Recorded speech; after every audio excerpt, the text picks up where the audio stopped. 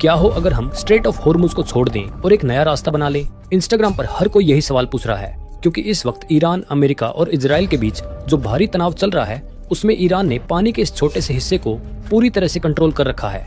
यह सिर्फ 21 माइल्स यानी 34 किलोमीटर चौड़ा है, लेकिन ध्यान से सुनिए, पूरी दुनिया का 20% तेल हर दिन यहीं से होकर गुजरता है, हर एक दिन। और अभी ये पूरी तरह से ब्लॉक है। तो अब हम क्या करें?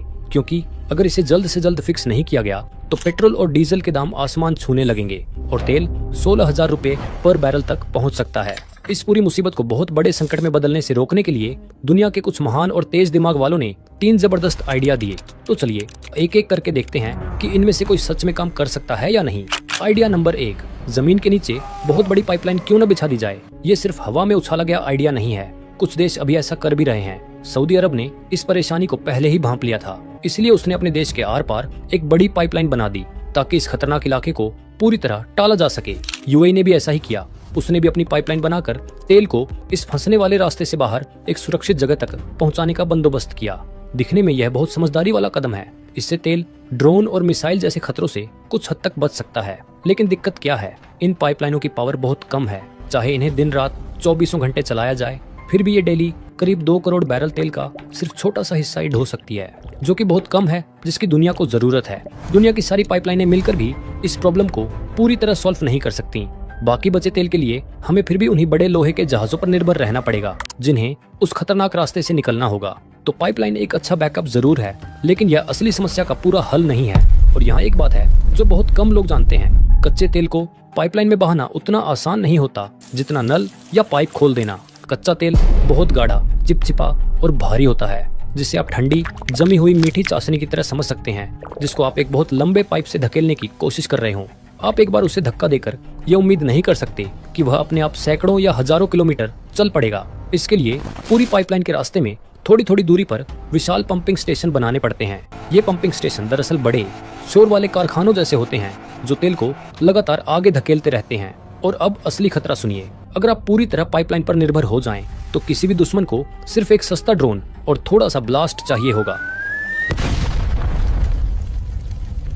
वह एक ही पंपिंग स्टेशन उड़ा दे और पूरी पाइपलाइन कई हफ्तों के लिए बंद हो सकती है। और अगर रेगिस्तान के बीच कहीं पाइपलाइन फट जाए तो फिर अलग मुसीबत, जहरीला चिपचिपा तेल बड़े इलाके में फैल जाएगा। अब मुझे पता है कमेंट में कोई न कोई ये जरूर बोलेगा, अरे तेल को बड़े जहाजों की जगह हवाई जहाज से क्यों नहीं ले जाते? तो उसका जवाब अभी दे देता हूँ। मान लीजिए अमेरिका के सबसे बड़े कार्गो हवाई जहाज में से एक को तेल ढोने के लिए भर दिया जाए, तब भी वह मुश्किल से करीब 1000 बैरल तेल ही ले जा पाएगा। यानी सिर्फ एक बड़े समुद्री जहाज की बराबरी करने के लिए लगभग 2000 विशाल कार्गो हवाई जहाज रोज उड़ाने पड़ेंगे। हर एक दिन आसमान हवाई जहाजों से भर जाएगा, एयरपोर्ट जाम हो जाएंगे और एयर फ्यूल इतना महंगा पड़ेगा कि अगर सच में तेल हवाई जहाजों से ढोया जाने लगे तो आपके शहर के पेट्रोल पंप पर तेल की कीमत सुनकर ही लोगों के होश उड़ जाएंगे। तो हाँ, हवाई जहाज वाला आइडिया भी पूरी तरह से बेकार है। अब आता है आइडिया नंबर 2, बहुत सारे ट्रकों का इस्तेमाल। जब भी समुद्री रास्ता बंद होता है, लोग तुरंत बोलते हैं, अरे अगर पानी वाला रास्ता इतना खतरनाक है तो तेल को बड़े बड़े ट्रकों में भरो और रेगिस्तान पार करके किसी सेफ स्पॉट पर पहुंचा दो। सुनने में बहुत आसान लगता है ना? लेकिन असली हिसाब को सुनते ही आपका दिमाग घूम जाएगा। तेल ढोने वाले ये जहाज बहुत ही विशाल होते हैं। सिर्फ एक जहाज में 20 लाख बैरल तेल आ जाता है और सड़क पर चलने वाला एक आम भारी ट्रक में मुश्किल से करीब 200 बैरल आता है। यानी सिर्फ एक जहाज की बराबरी करने के लिए आपको 10,000 ट्रक चाहिए होंगे। और अब असली प्रॉब्लम सुनिए, हर दिन स्ट्रेट ऑफ हॉर्मुज से ऐसे 15 से 20 विशाल जहाज गुजरते हैं। मतलब आपको हर एक दिन करीब 2 लाख भारी ट्रकों को सड़क पर उतारना पड़ेगा। ऊपर से यह करीब 1930 किलोमीटर का रेगिस्तानी सफर है। यानी अचानक हमें कहीं से लगभग 3 लाख नए ट्रक ड्राइवर भी चाहिए होंगे। और सबसे मजेदार या कहिए सबसे बेवकूफी वाली बात क्या है, ट्रक चलते कैसे हैं? तेल से। अगर 2 लाख ट्रक हजारों किलोमीटर तक गर्म रेगिस्तान में दौड़ेंगे तो वे उसी तेल का बड़ा हिस्सा खुद ही फूंक देंगे पास, जिसे बचाने के लिए उन्हें भेजा गया है। और सवाल यह भी है कि इतने 2 लाख बिल्कुल नए भारी भरकम तेल ढोने वाले ट्रक आएंगे कहां से?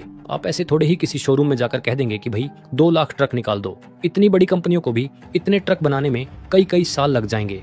कुल मिलाकर ये पूरा प्लान भी कोई काम का नहीं है। तो अब आती है सबसे इम्पोर्टेंट प्लान नंबर 3। लेकिन इस क्रेजी प्लान में जाने से पहले अगर आपको सच में ये वीडियो अभी तक पसंद आ रही है तो मेरा एक बार उस लाइक बटन को दबा दीजिए, साथ में सब्सक्राइब और फॉलो भी कर लो। हाँ, तो अगर ट्रक्स काम नहीं करते और पाइप्स काफी नहीं है तो हम अपना खुद का समंदर क्यों नहीं बना लेते?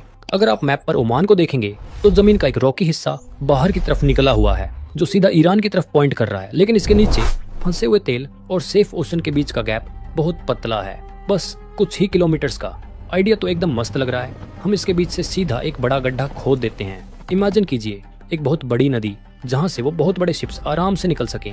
उन्हें तो फिर डेंजर जोन के पास जाने की जरूरत ही नहीं पड़ेगी।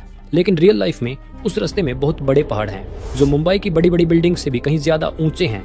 यहाँ एक नदी बनाने का मतलब मिट्टी हटाना नहीं है, इसका मतलब उन पूरी की पूरी पहाड़ियों को बम से उड़ाना है। और इस रास्ते को इतना चौड़ा बनाना होगा कि दो बड़े शिप्स एक दूसरे के पास से गुजर सकें। मान लो हमने बड़े बड़े पहाड़ों को तोड़ लिया तो उस कचरे वाले पत्थर को फेंकेंगे कहाँ? ये एक बहुत बड़ा सरदर्द है। इसकी कॉस्ट कितनी होगी? कुछ साल पहले इस पतली सी पैनामा कनाल को थोड़ा सा चौड़ा करने में ही लगभग 40,000 करोड़ रुपए लग गए थे। तो फिर इस काम में तो 10 लाख करोड़ रुपए से भी ज्यादा का खर्चा आएगा और इसमें पूरे काम में लगभग 15 साल लग जाएंगे। अच्छा चलो यार, मान लो कि हम ये कर लेते हैं, हमें पैसे मिल जाते हैं, हम पहाड़ों को उड़ा देते हैं और हम ये बहुत बड़ा समुद्री लेन बना लेते हैं। फिर भी ये प्रॉब्लम सॉल्व नहीं हो सकती, क्योंकि आप खुद सोचिए, अगर दुनिया का सारा तेल इसी एक रास्ते से जाता है तो यह दुनिया का सबसे बड़ा टारगेट बन जाता है। अब अगर कोई भी देश बस एक छोटा ड्रोन या रॉकेट का इस्तेमाल करके ठीक इस रास्ते के बीच में एक शिप डूबा सकता है,